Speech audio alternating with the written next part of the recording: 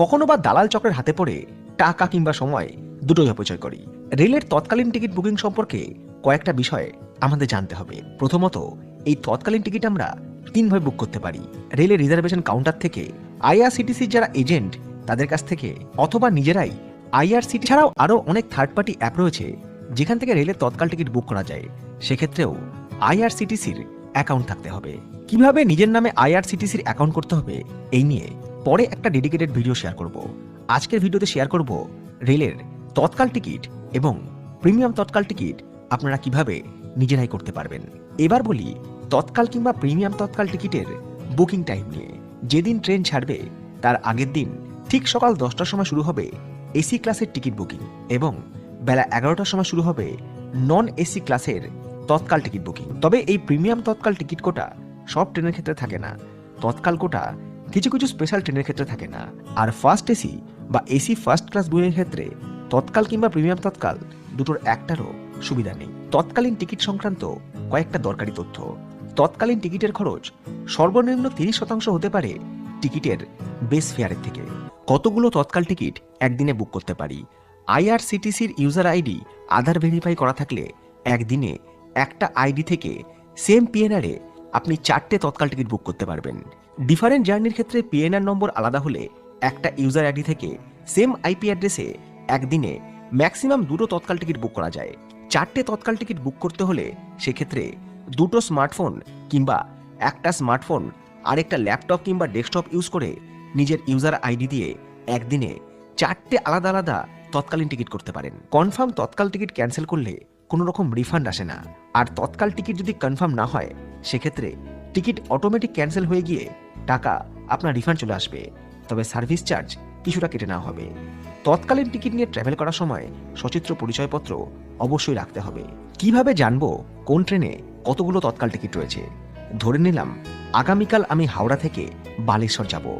আগের দিন অর্থাৎ আজকে সকাল 10টার আগেই আইআরসিটিসিতে আমার অ্যাকাউন্ট খুলে আগে চেক করব হাওড়া থেকে বালেশ্বর যাওয়ার যে ট্রেন আমি ঠিক করেছি তাতে এসি এবং নন এসি ক্লাসে কতগুলো টিকিট রয়েছে।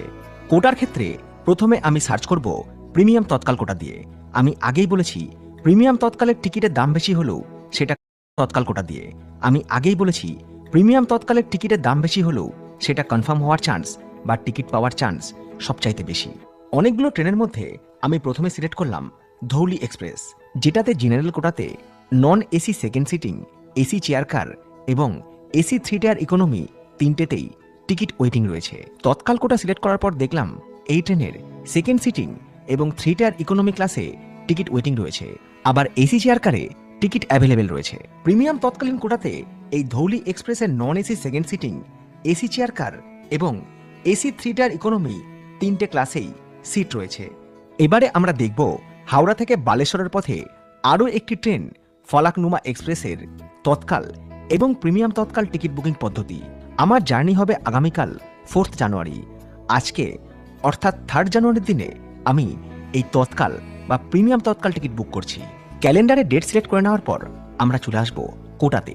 এখানে অপশান রয়েছে জেনারেল, তৎকাল এবং প্রিমিয়াম তৎকাল। জেনারেলের টিকিট ওয়েটিং আমরা প্রথমে ট্রাই করব তৎকাল কোটা দিয়ে। তৎকাল কোটাতে চেক করতে গিয়ে দেখলাম ফলাকনুমা এক্সপ্রেসের স্লিপার ক্লাসের টিকিট ওয়েটিং, 3 টায়ার ইকোনমি ক্লাসের টিকিট অ্যাভেলেবেল রয়েছে, 2 টায়ারের টিকিট ওয়েটিং, আর ফার্স্ট এসিতে প্রিমিয়াম তৎকাল কিংবা তৎকাল কোনো কোটাতেই টিকিট বুক হয় না। এবারে আমরা সিটের অ্যাভেলেবিলিটি চেক করব প্রিমিয়াম তৎকাল কোটা দিয়ে।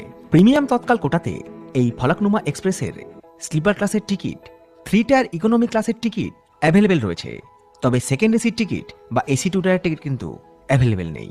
প্রিমিয়াম তৎকালের টিকিট ফেয়ারের কথা যদি বলি সেক্ষেত্রে হাওড়া থেকে বালেশ্বর পর্যন্ত এই ফলাকনুমা এক্সপ্রেসের 3 টায়ার ইকোনমি ক্লাসের ভাড়া দেখাচ্ছে 2890 টাকা, যেখানে বেস ফেয়ারের সঙ্গে ডাইনামিক চার্জেস যোগ হয়েছে প্রায় 2000 টাকা। এছাড়াও জিএসটি এবং অন্যান্য চার্জ তো রয়েছে।